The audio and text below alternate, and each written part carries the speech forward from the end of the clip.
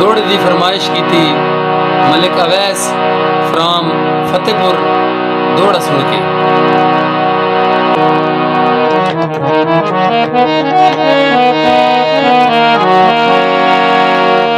अरमान है मीसम साडे सजना नू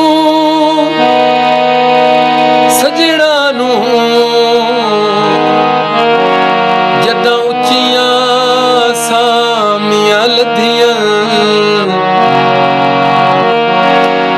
उदा साडी जात च गल गल ते उन्हन सौ सौ खामियां लधियां।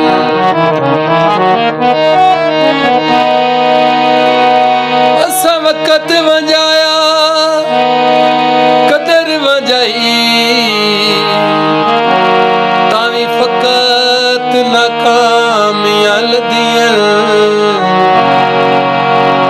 उन्हां दा खड़िया कुछ ना साडा बचिया कुछ ना ओए सन बस बदनामियां लधियां।